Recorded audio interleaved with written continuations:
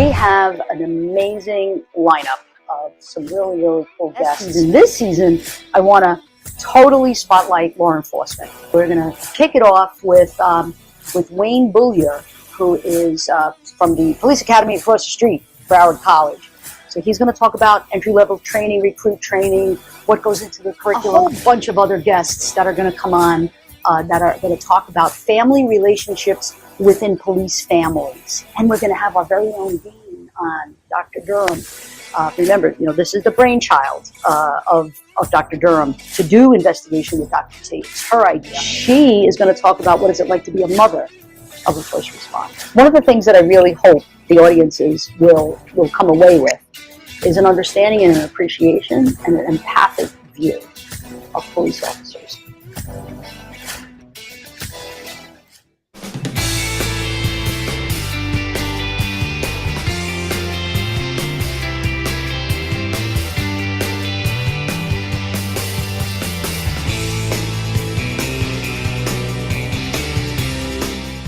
So help me welcome my guest tonight, Deputy Chief Christopher Chastain, also adjunct here with us in the School of Criminal Justice. He began his law enforcement career with the Davie Police Department in 1998. After serving 8 years in the U.S. Coast Guard, initially assigned to road patrol, he later joined the Detective Bureau, specializing in computer crimes and crimes against children investigations. Rising through the ranks, he was promoted to sergeant in 2008, ultimately achieved the rank of major in 2021. In August of 2024, after a distinguished career with the Davie Police Department, he retired and was recruited as the Deputy Chief of Police for the Aventura Police Department, where he currently serves. How cool is that we know this guy, and here he is. Thank you so much, Chief, for being here with us tonight. We're super, super excited to talk tonight about police leadership. But before we get into that topic, tell us a little bit about you. Tell us, because, this is really helpful, as you know, because you adjunct for us. You teach our undergrads, usually policing, right? The policing class? Yes. Policing. Yeah, and there's another one, right, that you teach, the organization. Yeah, right now we're doing leadership and organizational behavior, which is actually an in-person class, which is a lot of fun. Yeah, that's great. And I bet they love you. I know that the evaluations have been really, really great, that they really like you a lot. So our students, they become CJ majors or minors, and then they're not really quite sure how, like, what do I want to be when I grow up, kind of thing, in terms of criminal justice or policing or what, whatever it might be. Tell us a little bit about how, your trajectory, like, so when you were a little boy, did you want to be a cop? Is that what happened? So funny story. Yeah. So when I was little, I realized every year my family was from Indiana. So we used to go there every year to visit my grandparents. And when I was old enough to remember, I met my great-grandfather, who ended up being the police chief for Richmond, Indiana, which is a police department outside of Indianapolis, Terre Haute area.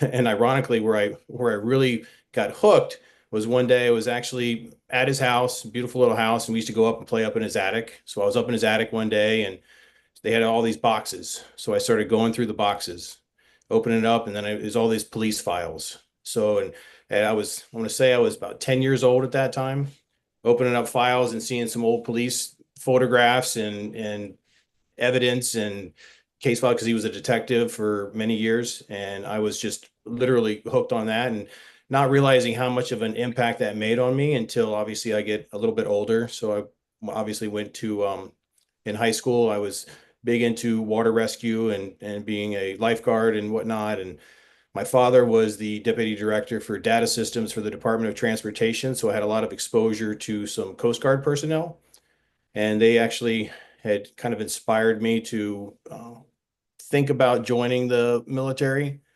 I lived my whole life on the water out in Maryland, so I was very familiar with the water. I thought that was actually a good career path for me. So at 17, I graduated high school and had to have my father sign the documents in order for me to serve my country.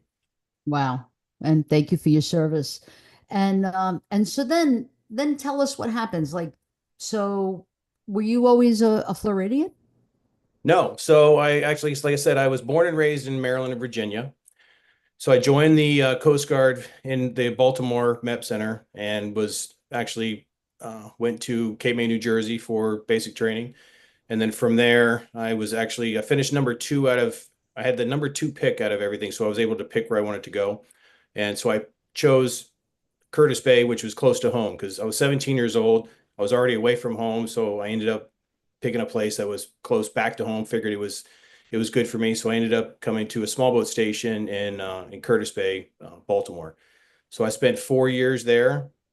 And then I was that type of person because generally in the military, Coast Guard and Navy, if you're on what they consider an ashore type of billet, which is like a small boat station, you would generally go on a big ship.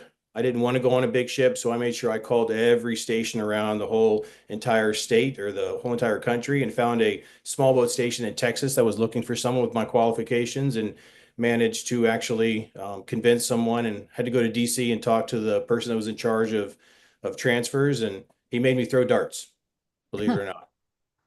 So threw a dart, landed in right outside of Houston, and ended up in Texas for a year. And then I decided to change ranks.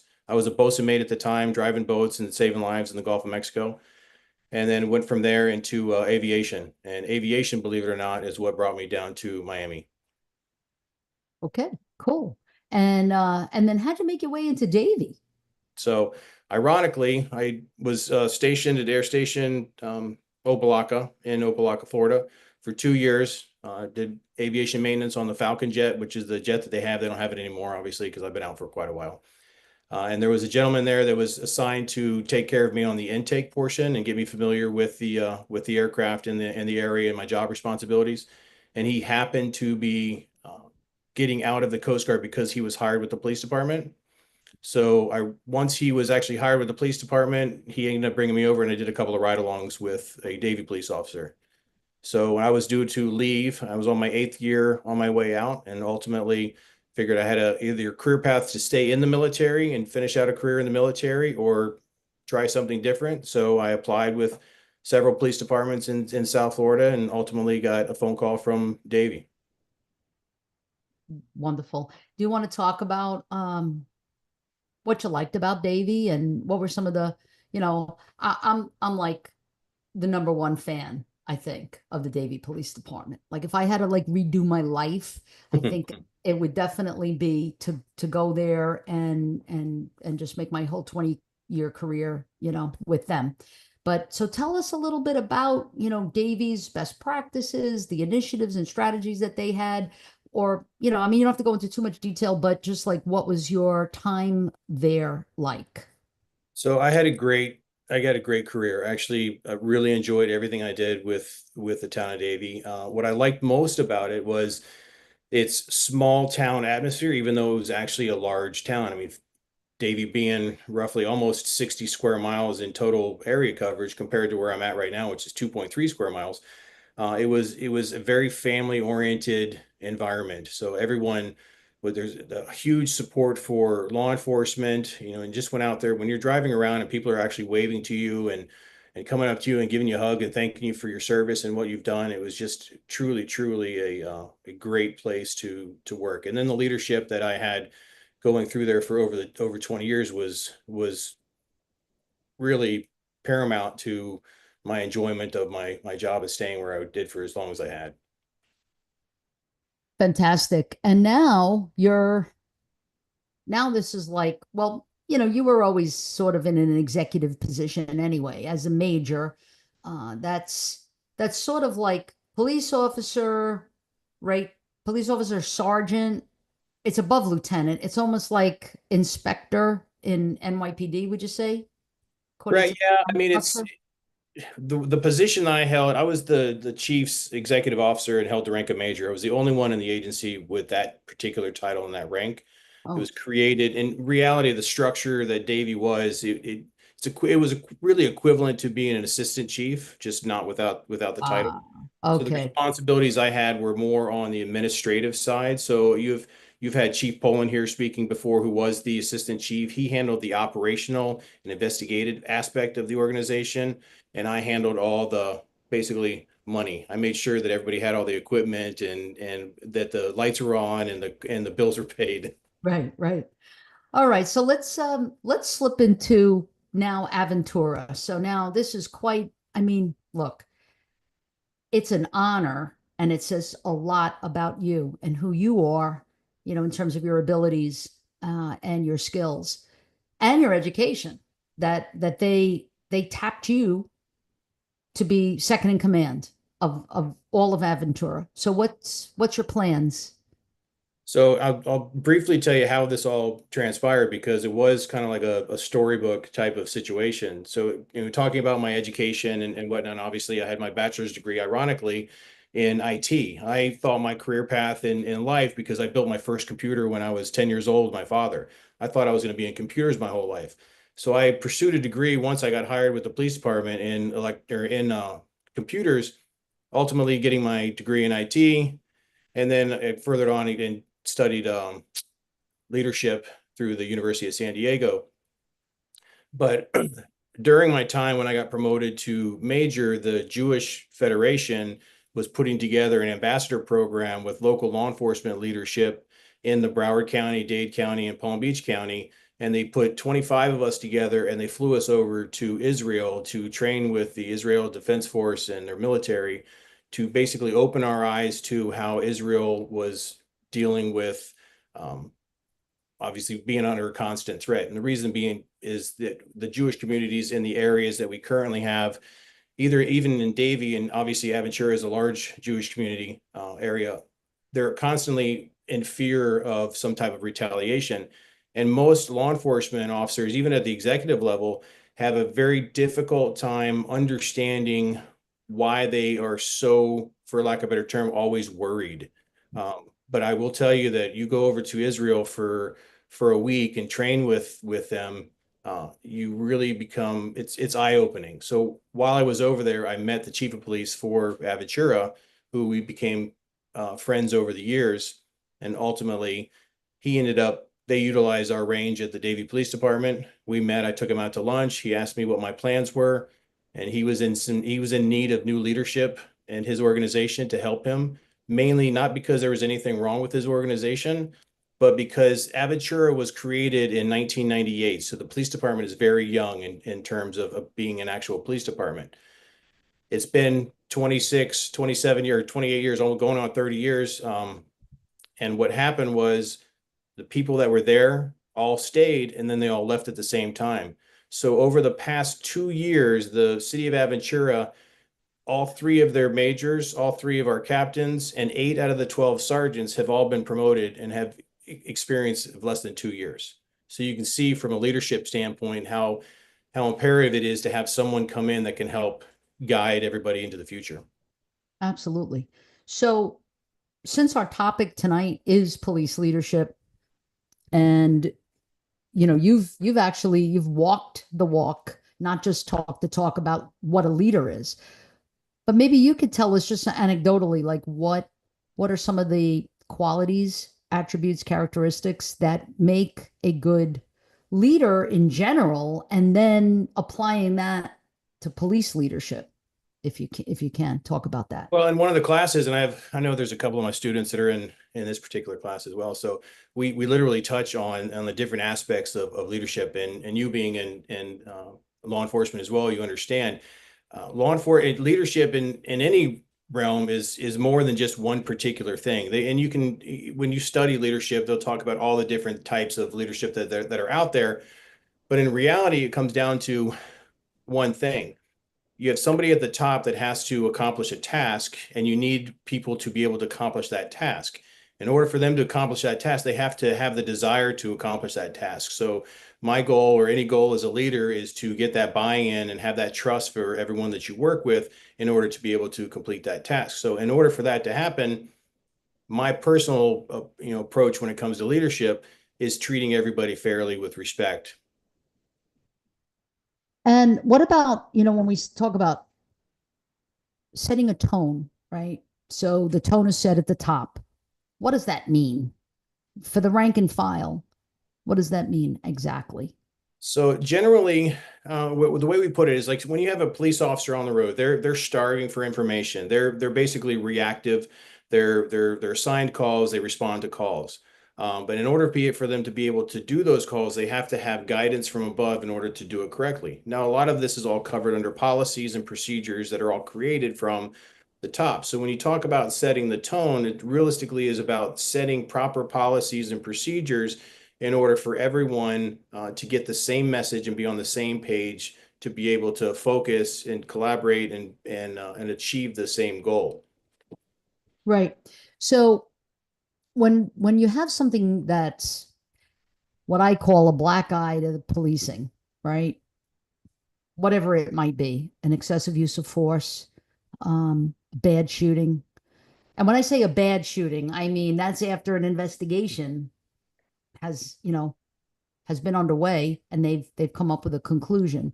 And it was, clearly not a justified shooting. So the community is upset, as rightfully so. They ought to be upset, and the police leadership is upset also. And so right away we go into scramble mode of like, so how do we handle this? How do we handle it? How do we manage it? How do we resolve it? And how do we let the community know that we're not covering anything up, that we're transparent, and we're doing a thorough investigation, comprehensive investigation. And if there's guilt, we will take action and we'll discipline. But if there's not, and it's unfounded, and the officers are exonerated, we will make sure that we let the community know that too, right? So this is like kind of a touchy area for police leaders, because you just don't want that call in the middle of the night, right? That something went south. You don't want that to happen, but it's part of the job. And what would you say are the ways in which a police leader can communicate trust, loyalty, support of the rank and file, but at the same time understand that not going to allow and not going to tolerate any kind of criminal action that's happening from police officers, right? Right. So that really boils down to two things. It has to do with consistency across the board and fairness. Obviously, everything that we do is governed by policy. So being transparent is extremely easy as long as you're willing to provide the information to the powers that be. We talk about body worn cameras. Obviously, there's public records laws or public records things that we have that we're governed by that we can't release or need to release. But from a leadership standpoint, getting that information out there as soon as possible, it quells all of those concerns from the public. Now, the media is a different story, so we have to, it's important that we also get out in front of any stories to deter anybody from creating their own narrative. Exactly. Exactly. I want you to go there, Okay. because the media can be a force multiplier in a good way or a bad way. And it's the leadership, whoever that leader is in that particular police department, to get out in front of it. And I love that you said that. Can you talk a little bit more about what that means, getting out in front of something? Certainly, because like with any type of situation, good, bad, or indifferent, everyone likes to formulate their own opinions based upon what they see. So in the instance like you brought up before on a police shooting, and I can even bring up there was a police shooting that we had at the previous agency that I was at, but I had just implemented a body worn camera program. So and you put it into two different perspectives. So let's say you have three individuals, and there's an individual that does something that requires the police to act, and ultimately there's a gunfire exchange, and there's a loss of life. Okay, so we're talking about shooting, good, bad, or indifferent. We don't know if it's good, we don't know if it's bad. Without having the body worn camera footage, it leaves everything up for assumptions, and people get to create their own opinions based upon what it is. And that can be driven by the media in a good way or a bad way, depending upon the relationship that you have with the media at the time, depending upon the current climate that the media has with regard to law enforcement. So when we talk about getting out in front of stories, so the scenario that I was explaining to you before, we had a shooting where there was an individual that had a cell phone. It was an unfortunate circumstance, and 3 officers were involved. But luckily, we had body worn. We literally had these body worn cameras for less than 2 weeks. We were able to capture the video footage, and we released it almost immediately before it was even announced on the media that there was a shooting. Why? Because when you actually watch that video of that particular instance, and I'm sure that it's still out there on one of the news channels, you could watch it. It was clearly evident that this person made the attempt or an appearance that they had a gun on them, and the officers had no recourse but to respond in kind. And because we were able to get that video out there so quickly, that the media was not able to sit there and either spin it in a bad way, saying, "Oh, there's another police shooting and police are bad" type of situation. So it worked highly in our favor, and that's the value of getting out in front of these stories. And all you're doing is just providing the truth. Right. And the other thing is developing a relationship with the media in it. So when things are not bad, when things are great, engaging them, letting them know, hey, this is a great story that you might want to like put out. Fact that we have, I'm not sure what you call it, but it's in Davie, the special needs designation Yes. for Registry. what it's just called special needs registry. Is that Correct. yeah. So like that's like newsworthy. Like, oh my Yes. God, that's like amazing that you have that, right? So like an unveiling, like a press conference to talk about here's the initiatives. This is what we're doing. Getting out in front of something, not just to spin it in your favor, but to use the media as a force multiplier for good, for, where public relations we lack as police departments, we often lack in that area, and that we're responding, we're reacting to something that happened instead of having this ongoing kind of social media presence. Like, for example, the Brevard sheriff, he's been on the show a lot, right? Wayne Ivey. I mean, they call me Hollywood as a joke, but it's, that guy's Hollywood, man. I mean, he's out there. He uses his own media platforms, and the community eats it up. The community loves it because they're being informed. It's like ongoing communication. What's your take on that in terms of leadership and the set the tone business and the partnering with the media in a positive way? Oh, definitely. Great leaders will obviously utilize the media to their favor, and they will include them in as much, basically anything positive that they possibly can. Because what that does, when you're establishing that relationship with the media, and you're providing them with information, they may not run every story that you give them, but they know that when they need the information, that you're going to give it to them, and you can utilize them in the sense to get your message out in advance. And the same, which it's always great to be a sheriff because sheriffs are elected and they serve the people, so they get to say whatever they want in very blunt terms. And unfortunately, Yes. we don't have that luxury, so we have to be a Yeah. little more diplomatically correct to otherwise we could lose our jobs. But I respect them highly because they are real. They're real.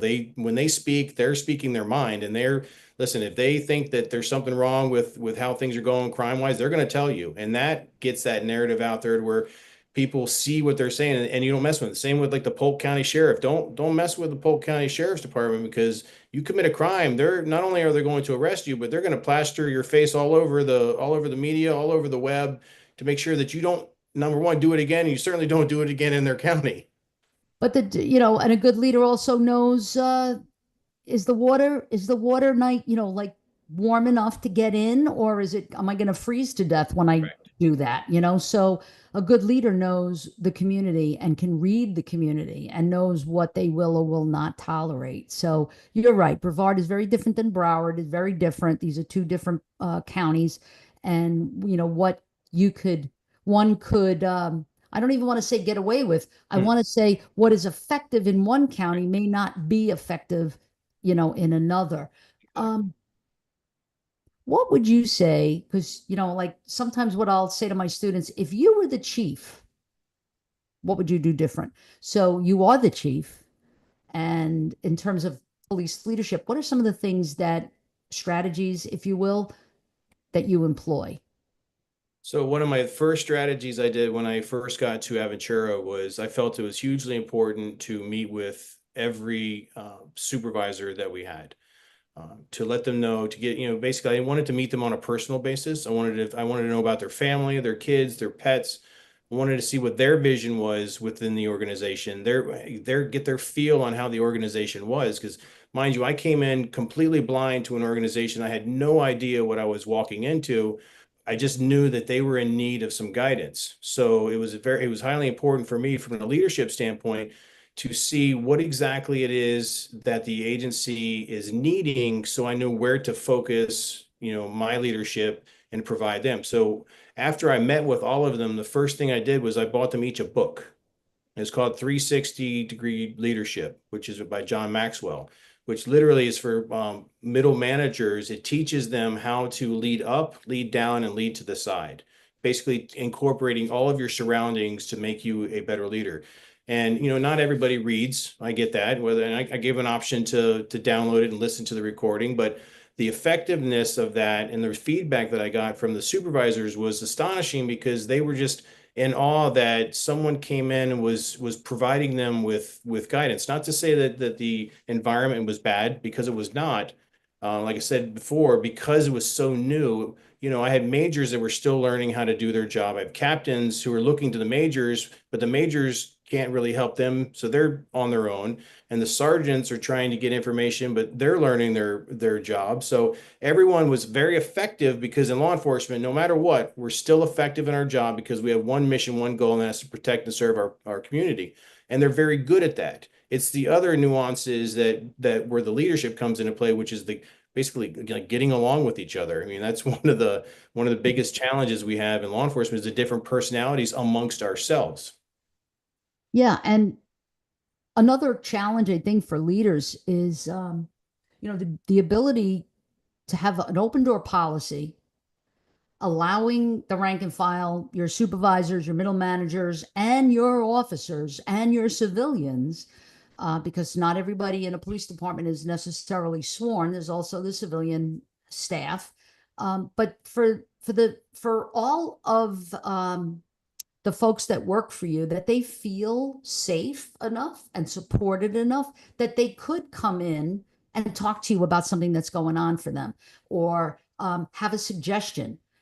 Like, so what do you feel about open door policies, communication going both ways, not top down, but in all ways, like more of a dialogue than a monologue?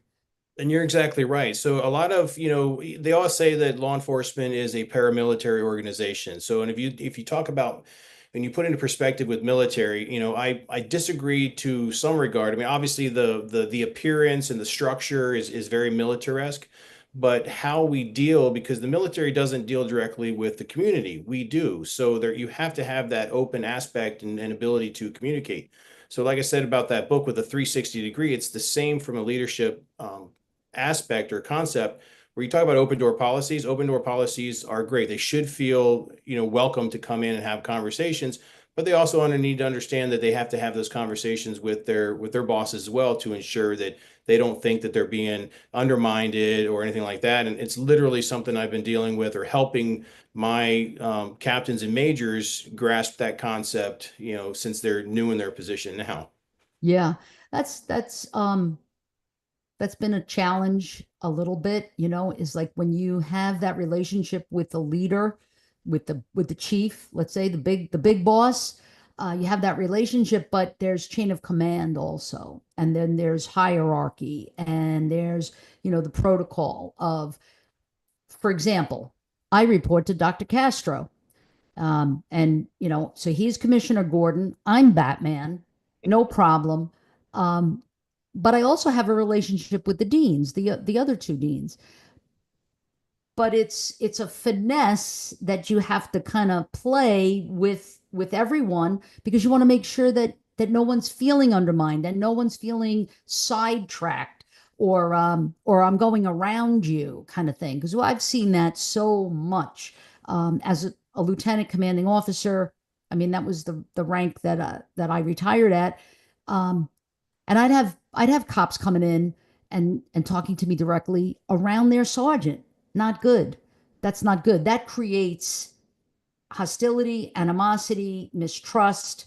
That's just not good. But again, that's the paramilitary piece. So for someone like me who was in law enforcement for so long, it's real easy for me to honor, because I really think that is sacred. The chain of command is sacred. How do you feel about that? I agree with you. And literally, I just had a conversation with my major, who's someone that is very, very bright, and willing and wanting to be the best leader possible.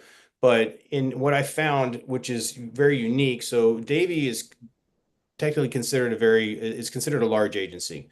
They have 200 sworn or 215 sworn, and fun fact, there's probably about 90% of the agencies in the whole country have 25 or less officers. So to put it into perspective, it's a very large agency.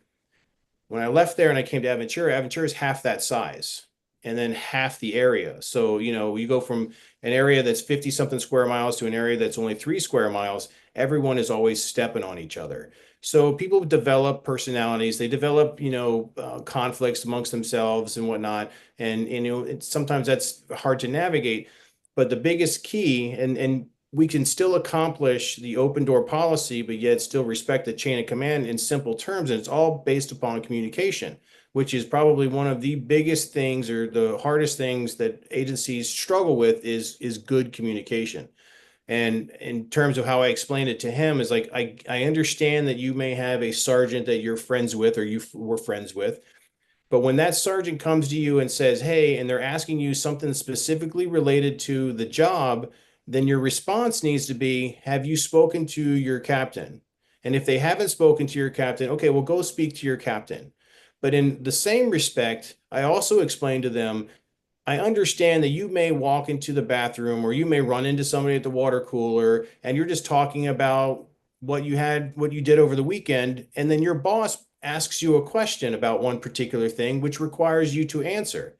That's perfectly fine. But if that answer basically circumvented your particular command, your immediate supervisor, then you go right to your immediate supervisor and say, hey, I just want to let you know I ran into so and so in the hallway and we had this conversation. And when you have that open line of communication, that distension is not there. There's not a fear of you circumventing or anything of that nature. So Exactly, exactly. Or forwarding emails. Just want to let you know that this is happening and you're not aware of it, but I want to make you aware of it. And it's juggling. I want to move into an area that is near and dear to my heart, and that is the mental health of our police officers. So many, and that was the whole reason why this season I wanted it completely to be about law enforcement. I think as a breed, we are misunderstood. Uh, we are judged harshly in the media and at the water cooler. And what people don't understand is that we see people at their worst all the time. People don't call us. They don't call 911 to say, hey, listen, I'm having a party. I'd like you to come over so I could thank you. Now, fine. In Brevard, I know they're having a party. I know they're partying down with the cops there. They love their police. But in some other communities, that's not the way it is. And look, if there's a problem with a relationship between the police and the community, it's both of them that have to come together and try to make this work. It isn't just one side that has to do that, just like a marriage. It's like if we're married and we're having trouble, well, it takes two to tango. It takes two. So both of these sides have to come together to want to make it work through communication, through fairness, through mutual respect, all of that. But what people don't understand is that you're dealing with the public, you're dealing with people. It's a 100% people-oriented profession. And when you're in the people profession, it's stressful, not to mention the fact of the danger of the work. There's real clear and present danger out there. We walk around in uniform. They know who we are, but we don't know who the criminals are. We never know. They're not wearing shirts or ID cards that say, I'm the criminal. So the danger of the work, the bureaucracy, the bureaucracy of wanting to do something, wanting to, have an initiative, and it takes acts of Congress to get it to happen. Intra-organizational stress, all of these things that go into the outcome, which is maybe deleterious outcome for police officers, their mental health. And then when they come home, they don't want to really talk about this. They don't want to really talk about it necessarily with their family because they don't want to scare their family. And they also feel, for the most part, I think us as a breed, that we don't want to really let our guard down too much. So police mental health is key as, like, to me, the number one issue in policing today. As a leader, what's your take on how we fix this and how we take care of our own?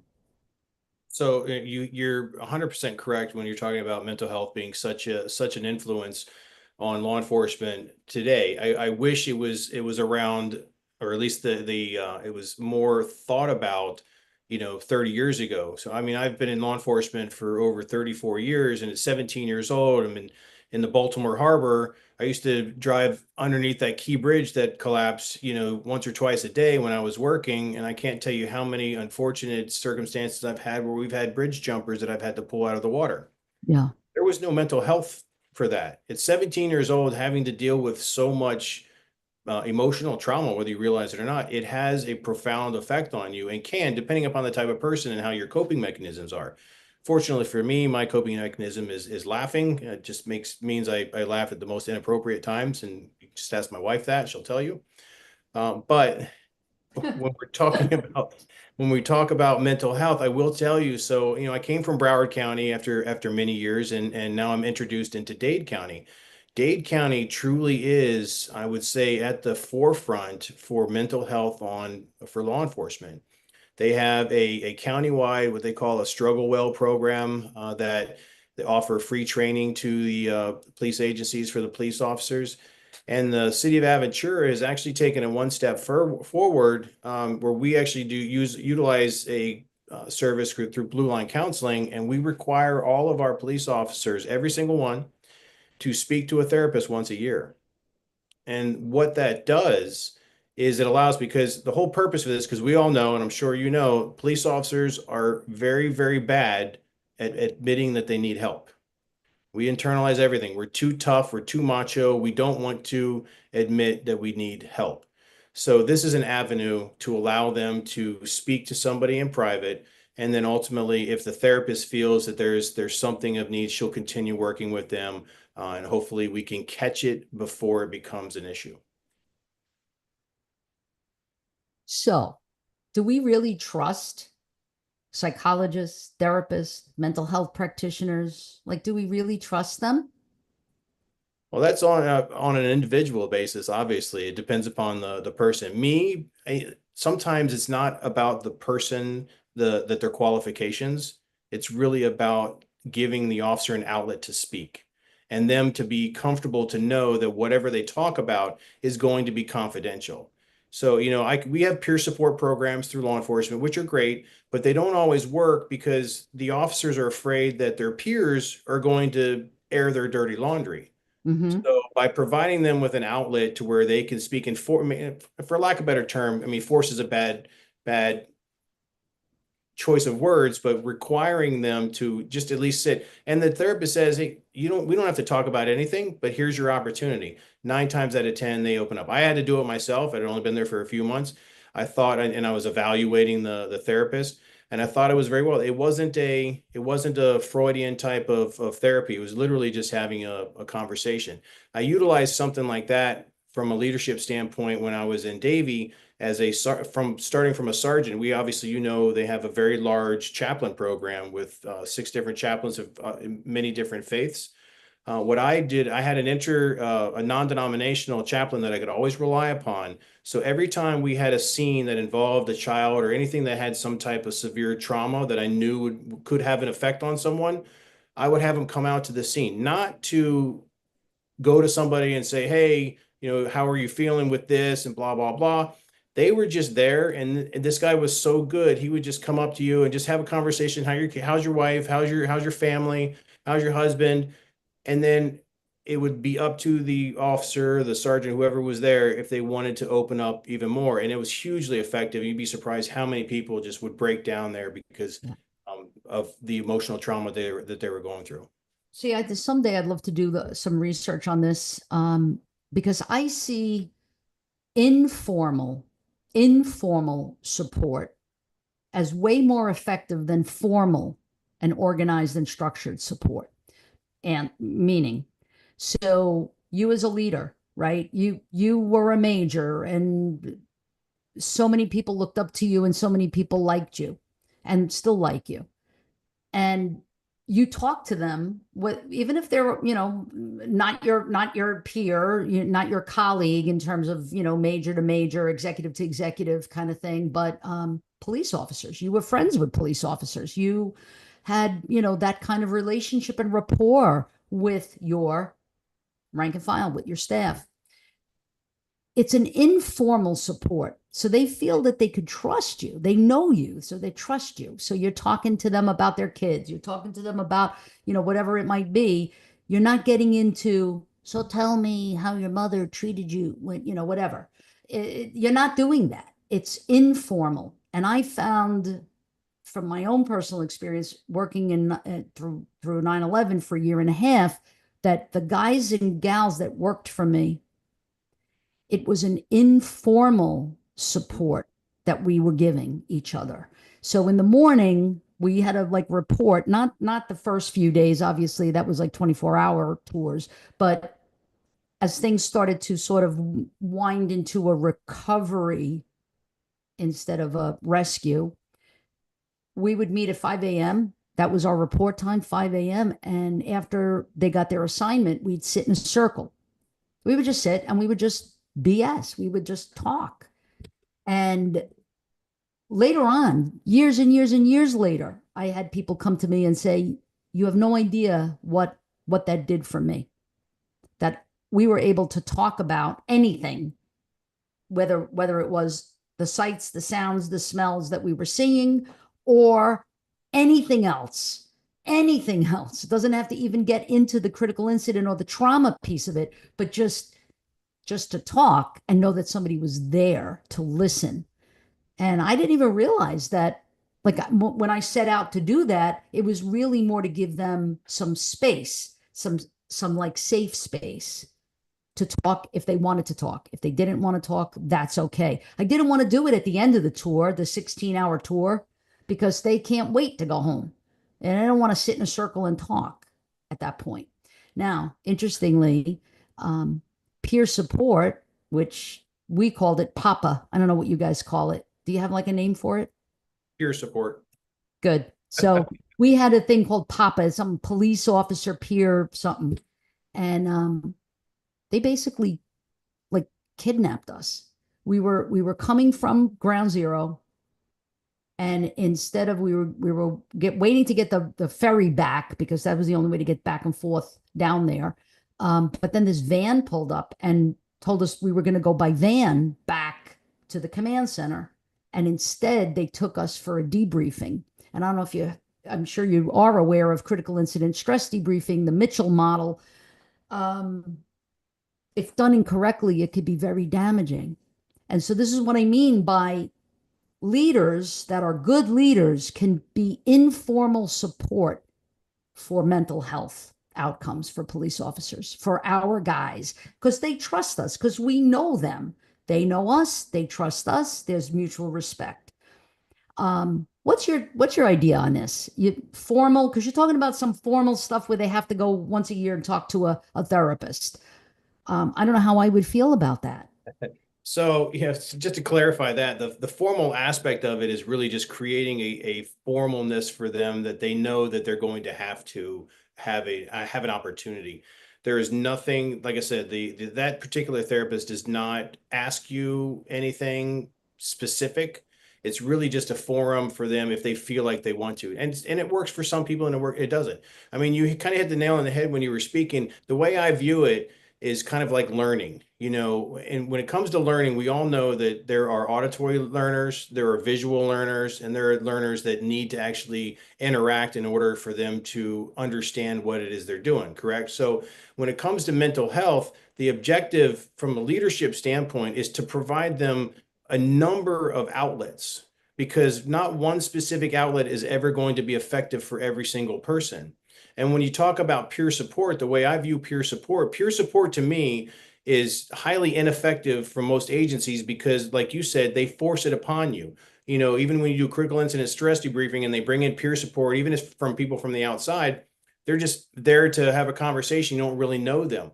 To me, peer support is most effective when you have somebody that's struggling and knows that they're struggling. And we have several people that are out dealing with some medical issues and this and the other, and we have liaisons. I consider peer support as a liaison, and I go to that individual saying, hey, who from the agency would you like to be your liaison for while you're going through what you're going through? And then they pick that person, and now that person has that level of trust with them. So the goal of that person is to let us know from a organizational standpoint if they need something. Because again, cops don't like to say that they need anything, that they want anything. And it's as simple as if they need a ride to the doctor's office. They may be too afraid or too whatever to ask the agency for it, but they'll ask their friend who in return will let us know, and we're going to say, here's what you need. So to me, that's how I view an effective peer support type of group, even though it may not be under the definition of what most agencies or the society says peer support is. But Yes. having those options, I think, is what's highly important, because not everybody will gravitate or it'll be effective. So whether you have a chaplain program, peer support, direct counseling, or anything of that nature, it's just having all these tools in the toolbox. I love that. Yeah, not just one, because, like you said, it's really up to you. It's up to the individual. It depends on the individual's coping style, the individual's support outside of the police department. If I have a very strong support friend group, family, circle, whatever it might be, then I'm getting my needs met there. And I don't have to have the job meet my needs, right? But I love that you said the chaplains, because we're talking here like built-in confidentiality. It's twofold, right? But as cops, I'm not sure I believe that anything is confidential. I'm like leery in that way. Maybe I'm just paranoid. Do you think I'm alone? No, I mean, I think that there are many people that have the same thought process. And in some regards, they're not wrong. I mean, depending upon who you have in your toolbox to provide, because some agencies feel like they were forced to put certain things together. So they grab somebody off the road and say, hey, here's your therapist, or here's your chaplain. Well, yeah, Right. you're right. Then there's not a level of trust there. And it really comes down to trusted communication. And that's why it's key to provide all of these different opportunities or avenues for someone to choose, because like I said, what works for me won't necessarily work for you, and the objective is just to find something that actually works, and you have to be creative. Yeah. And there's not just one answer. It's not just one solution. Even the fraternal organizations or the unions, like I know in Florida is probably the Fraternal Order of Police. In New York, it was actual union, the PBA, the Police Benevolent Association, and then the sergeants and the lieutenants and all of that. So you get your fraternal organizations, but your unions, but then you also have like the Colombians, meaning we called it the Columbia Association, which I know you like. Colombian, like South American Colombian. No, it was Columbus, from Columbus. So it was the Italian cops had something called the Colombian Association. It was named after Columbus. But then you've got the other groups like the Hispanic organization and the Irish, the Emerald Society. They have all of these. They're fraternal organizations outside of the police department, and that's where you have camaraderie. That's where you have socializing, and that's where you have that informal support too. So you have that as well. You mentioned chaplains. You got some peer support. You got formal mechanisms that are in place. But when you're a leader like you, the kind of leader that you are, which is an effective leader, and I've seen you with I've seen you with your people, and I see how they respect you. And so it's easy to lead them because they want to be led by you. And you also have a lot of respect and trust in them. And so it's a mutual, mutual aid society kind of thing. And that's what makes it work. So one more thing on the mental health before we go to you for last words and then our questions is I want to make it really clear that when we talk about mental health of police officers specifically, it's not that like if you're feeling some kind of way about seeing this child who's been murdered, let's say, and you're feeling some kind of way about it, that doesn't mean that you're mentally ill. It doesn't mean that you have a mental disorder. It means that you're having an appropriate reaction to an inappropriate event. And when I say inappropriate event, children shouldn't be murdered. So it's inappropriate, right? So then I'm having a reaction to that because I'm responding to this job and I have kids and I can't help but think about my children when I'm responding to a call of like a murdered child, right? But that doesn't mean that I'm mentally ill. It doesn't mean that I'm crazy. It means that I'm feeling a reaction, an emotional reaction that is absolutely normal based on an abnormal event, Yeah, right? it means you're human. It means you're human, exactly. And you don't need to see anybody. But um, there are some cases where, you're responding to a critical incident and it's cumulative. So it's like over and over and over and over and over. Then you have some life stuff happening and maybe you're suffering from a chemical like, depression issue or something like that. And all of that gets to become unmanageable and you start feeling depressed. You're not effective at work. You have lacked interest in life. Still not crazy. Still not crazy, but need some support, need some resources, need to work this through, and need to feel safe enough to do so that you're not going to lose your job. So if I go in there and I tell them what I'm feeling, so I go to the boss, I go to the deputy chief, and I tell the deputy chief how I'm feeling, am I going to get fired? Well, of course not. And that should be the answer for everybody. Right. And you have to convey that message to everyone to let them know that you're there to help. I mean, I've had several, even and what it boils down to realistically two things. So you talk about, coming to work and performing and having issues and this and the other. So from a leadership standpoint, we actually have embraced technology to assist us in this. So we'd like to think that if everybody was a therapist, we'd be able to articulate or identify certain things, but not everybody is a therapist, even though we provide therapy for people every single day. But what that means is like with our early warning systems is like if there's a complaint, citizen complaint rise goes up and they hit a threshold, we get notifications, which then alerts the supervisor to ask some questions. That coupled with supervisors taking an active role with their personnel.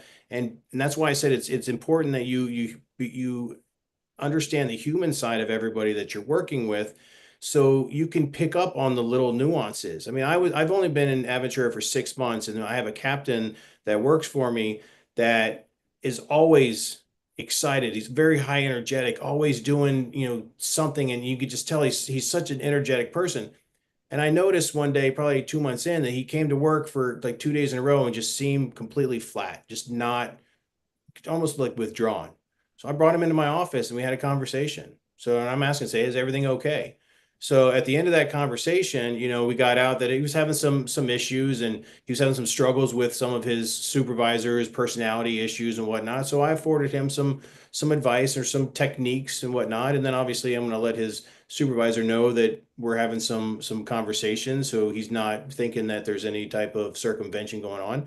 And at one point in time, we had a meeting between the two of them to kind of discuss their differences. But now this guy's back to where he was before with his high energy. So again, it comes down to communication and understanding. So if you have this early warning system and you have the ability to pay attention to what's your surroundings and your people, you can pick up on those things. And if you catch them in advance, then it doesn't have the time to fester and spiral down and then grow into a cancer and affect others around them.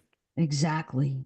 I mean, I like to think that try to do that with my people when I was on the job, and try to do that with students now. It's like, hey, wait a second.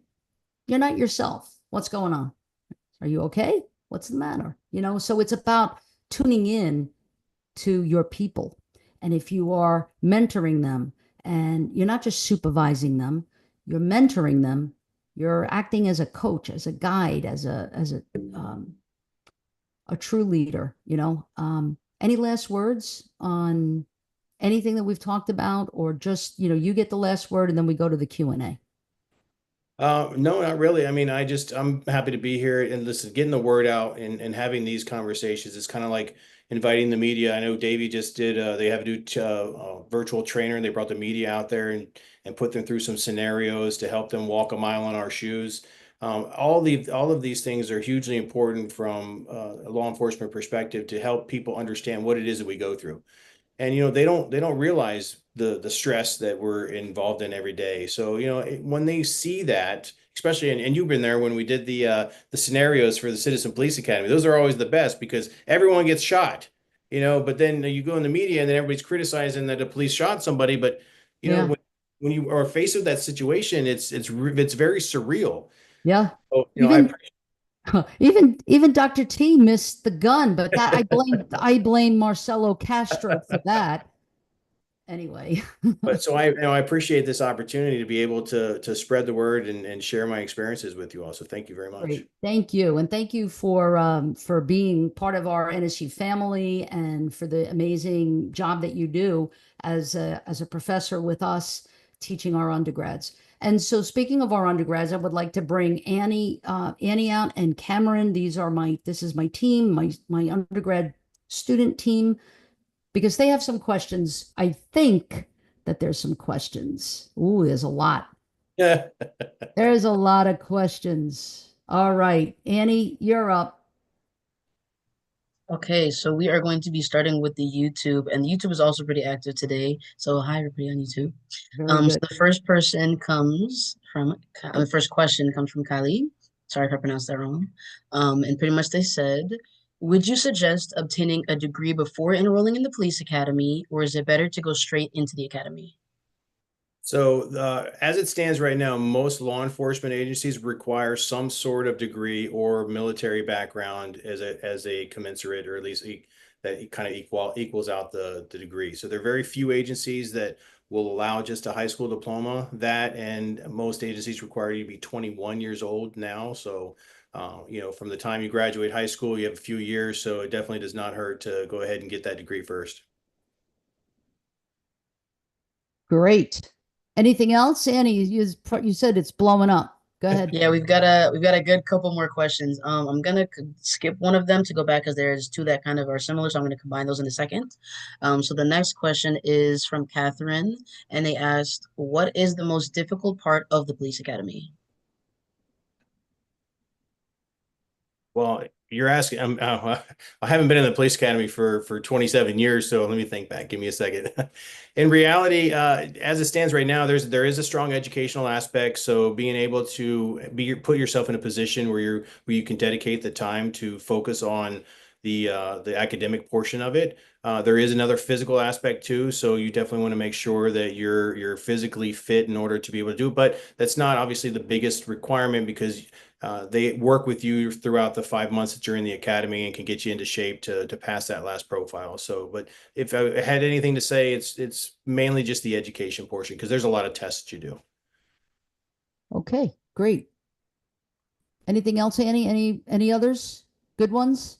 Yes, we have like two more good ones. Okay, I'm gonna good. combine one of them because somebody asked, would you say that your psyche changes or is affected by all of the things you see as a police officer? But I think you touched on it a little bit, so I'm gonna also bring it into the next question that somebody else had, where Ashley asked, once a police officer has been through a mental disorder, I guess receives an official mental health diagnosis, are they still capable of joining law enforcement again? Like if they go on leave, are they able to come back as an officer? How exactly does that work?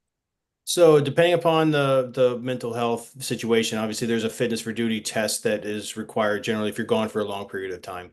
I will say that we all know that PTSD, which is affected by a lot of people with regard to a lot of different things, it is curable. So that is something through the right avenues that you can cure, and you can come back to work just fine. I mean, I personally know some people who are on antidepressants, so it doesn't really affect who you are as long as you don't lose who you are when you're doing your job, if that makes sense. Makes perfect sense. Thank you. Great. And then the last question from the YouTube is pretty much Ashley was kind of just asking if you could talk about a situation where you've had to make a tough leadership decision. Well, in all reality, all decisions are tough. The toughest decision you'll ever have in law enforcement is having to terminate an employee for making a gravely mistake or something of that nature. It's never easy because our goal as leaders is to provide everyone the tools to be successful in their careers and everything. But unfortunately, when they make a mistake and it's bad enough to where they're no longer going to be able to have their certificate, it's hard not to, as a leadership standpoint, to kind of take some responsibility for that, because for me it's like, well, what did I do wrong that kind of helped, that led to them to make this decision? Cool. And Annie, I'm just going to spotlight you again because you're, I don't know if you know this or not, Chief, but Annie is graduating. She is going to be going for her master's. I don't know where yet, but I'm praying to God it is still with us, but whatever. Anyway, just shameless plug. But, in the future, Annie and Cameron both are graduating, and they're the leaders of the future, right? So because soon, I know for me, not you, you're Chief, you're young, but I'm not. So retirement is, soon. I see it. It's very close. It's coming up. It's the next exit. But Annie, I'm just curious to know, since your interest lies in psychology, what if anything did you get out of tonight listening about especially how leaders play a major role in mental health for their officers? Is there anything that struck a chord for you? I think every time that we're able to have like these webinars, I really do just take a lot from each of them just in general. But especially conversations specifically like this, just kind of helping you to remember that, like, yes, while police officers are people that are in a position of power, they are also just like human beings. So they're not just this like removed force of power that's just like completely separate from a community. They are just a person, and even in their own area, like they're also a member of a community. So just really making sure to take that time, and even like whether it's teachers, professors, law enforcement, government officials, just in general, a lot of times we like to forget that they are also human beings. So I think just seeing it from the psych perspective, it's really interesting to kind of see, like we were talking about, the leadership that kind of goes into it and the decisions and the dynamics that can really play into what the experience can be for someone that is on the police force. So I definitely took a lot away from this. And it also makes me think of that the field experience that we had. I think it was 2 years ago now, when we went to the Brevard County Sheriff's Office and we got to do that simulation. I think to this day, like even like after graduation, everything is gonna be one of the experiences that I go back to, because we were able to use like one of their like a simulation from one of their training labs. And then knowing that I was in psychology, they gave me one where I had to kind of go on the scene, like pretending I was an officer. And like I got to see like how little information you guys get. And literally it was just like, oh, there's somebody pacing in a gym. And then you walk in and there's this guy going back and forth with weights everywhere, civilians around, and it's like, you got to figure, you got to get them to safety. You got to see if this person's okay. There's all these things like, yes, you don't want to necessarily assume the worst, but then also like the worst could happen and they could throw a weight. So like just everything that's playing into it, it definitely made it a lot like put so much more into perspective. And I think that's something for people to keep in mind as they just continue in the world that we live in. So yeah, Great. thank you for the insight. Thanks, Annie. All right, Cameron, we've got some stuff some questions that are coming up in the webinar, right? Yeah, we got a good amount. We got five Yeah, we really got good a questions. lot. We got a lot. We may not get to all of them. So maybe because it's already 8:05. So maybe what we can do is pick the best two. Okay, sounds good. Okay, my first question is, From Jason, he said, I work in an agency with over 1,000 employees and 60 sergeants. How can I contact with all the middle managers and as an LT or captain? I'm sorry, what was the question? How can he what? How can he connect with How can all he middle connect? managers as an LT or captain? Yeah, so when you're in the larger agency, obviously that poses a big, I guess, issue when it comes to trying to connect with individuals. The best way is to be proactive in that, you know, go out of your way to, find a way to meet them, whether it's just set up an appointment and sit down and have a conversation and see what they're about and see what their leadership style is. And that can be highly effective for you as either an officer or a middle manager to figure out to see which direction you want to go. Does that make sense? Okay. And then my last question for you is, can you share an example of a difficult decision you had to make as a leader and how you approached it? I think we touched on that one with Annie, but I can try to come up with Yeah. another one if you'd like. All right. So no, like Yeah, let's I'll skip. We'll skip that one. We'll go to something else. Pick another one, Cam. okay. Do you think people tend to stick with the same stress relief method over time, or do they need to adapt and find new ways to manage stress as they go through life?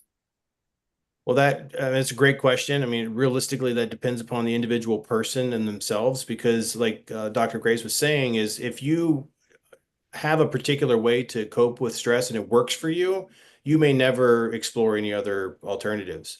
For those that struggle with coping with certain things, you may find them doing multiple different avenues in order to cope with it. And then sometimes when you're actually doing one, it may not be the most appropriate way to deal with a particular incident. So you have to try a different method based upon the particular circumstance as well. So. All right. Great. Well, thank you so much. And I do apologize to the folks who didn't get their question asked. But we're 8:07. We're 7 minutes out. I swore to God that we were going to be here for an hour only. I don't want to hold the chief up. He takes time out of his busy schedule to do this for nothing, just out of love for us. So I really appreciate him for being here. Congratulations again. Many blessings on this new chapter for you. Boy, Aventura is lucky, is all I could say. And I thank you again for being here. Really, really thank you. I appreciate it. Yeah, and if you forward me those questions that you have left over, email them to me. I'll be happy to answer them and send them back to everybody. Oh, cool. That's great. Excellent. And what are you teaching next? You're currently teaching, right? Currently Carl? teaching the organizational behavior management. Yeah, that's a fun class because realistically, the kids teach the class and then I interject with some experiences. It's fun. We have a lot of fun. Good. Well, I'm really grateful that you came on the show tonight, and we'll be definitely talking soon about maybe ways that we can collaborate with you guys with Aventura. Definitely. All right, great. Definitely. Thank you again. Thank you so much. All right, good night.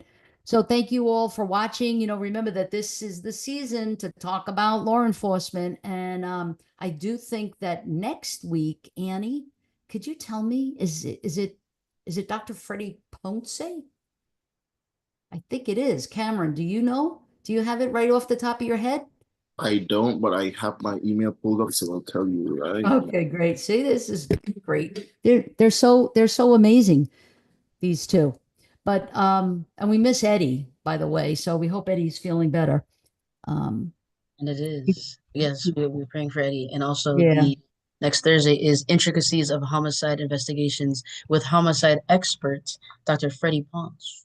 Yes, and he also is a PhD recipient from our program, PhD in criminal justice. He's going to talk all about this homicide investigation. I know that all of you true crime lovers are going to just absolutely love it.